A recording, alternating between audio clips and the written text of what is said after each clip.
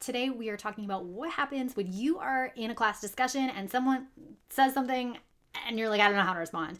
There are some brilliant pages of guidance from Dr. Amin and Kimberly Osagie out of Harvard, and we are going to explore those now. All right, so let's explore this.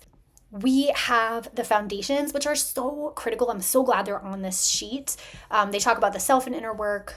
Preparing, just thinking about what could go wrong is really important. It's important to have agreements for discussion. They offer some categories. Thinking about setting the stage, like why is this important that you actually do have this discussion?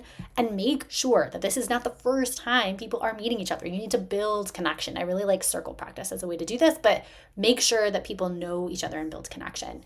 These are some questions for discussion.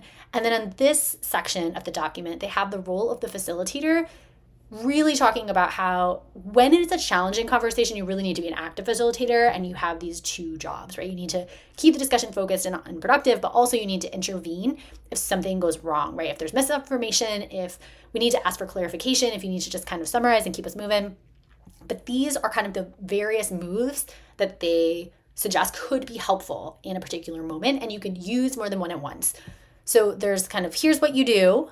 That's like kind of the goal, I would say, on this column. And then here's the move. This is what you literally, you're trying to do. And then these are the words you might say out loud, right? So if I'm clarifying misconceptions, I might directly correct and be like, actually, this isn't accurate. Do you mind if I pause you there? That's one I hear people use a lot, right? Supporting risk-taking, really affirming, like, I know that was really hard to share, so thank you for that. Right? That's helpful. And then you could do that, as they say, I think they say that up here, right? You could use curiosity together as well. And then follow up by like, can you tell me more about why you think that, right? There's also a ton of great ideas here. Like on this next page, thinking about just pausing and noting there are a lot of strong reactions, right? Narrate what's happening.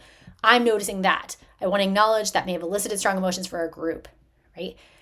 Being able to leverage the group, like if you're not sure what to say, being able to throw it out for others in the group, whether you're facilitating a staff meeting and these are adults, or whether it's kids.